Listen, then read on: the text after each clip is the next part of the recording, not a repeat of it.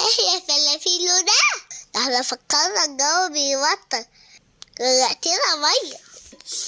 ايوه، ايه يا فلافيلو، ايه الهزار ده؟ انت بقيت سحابة ولا ايه؟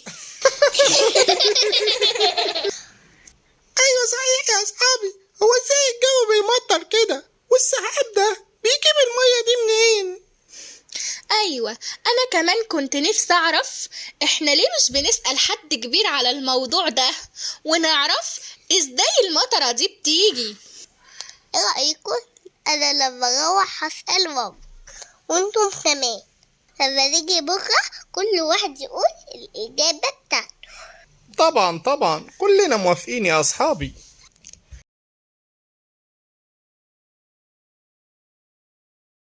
ايه يا اصحابي، عملتوا ايه في اللي احنا قلنا عليه امبارح؟ انا سألت ماما. وانا كمان سألت ماما. وانا كمان عرفت كل حاجة عن دورة المية. ايوه يا اصحابي، هي اسمها دورة المية زي ما قال فلافيل. اول حاجة الشمس بتطلع وبتكون حامية وسخنة جدا، وبتكون واقفة ناحية البحار والانهار والمحيطات. ولما بتسخن المية بتبتدي تتبخر. ايوه يا اصحابي، المية اللي بتطلع من البحر اسمها بخار المية. بعد ما البخار بيطلع بيتجمع كله على بعضه، وكده يبقى حصل له تكثيف. تكثيف المية ده بيعمل سحابة كبيرة.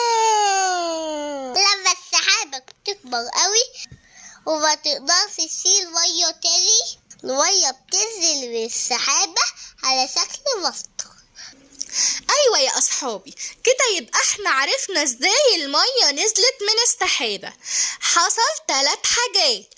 اول حاجة الشمس بتطلع طول الصيف وبتبقى حرارتها عالية قوي وبتخلي المية تطلع من البحر على شكل بخار، يبقى ده اول حاجة اسمها التبخير.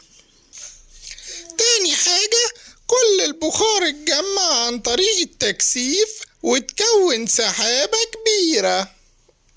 تالت حاجة السحابة اتولت ونزلت المية على شكل مطر. برافو عليكم يا أصحابي، شاطرين قوي. كده احنا عرفنا ازاي المطرة بتنزل. تيجوا أرشكم بالمية تاني؟ كمان يا أصحابي لما تكونوا في حاجة مش عارفينها اسألوا بابا وماما، أو تعالوا اسألونا. لو عجبتكم الحدوتة النهاردة اعملوا لايك واشتركوا في القناة. باي باي يا أصحابي، أشوفكم في المرة الجاية.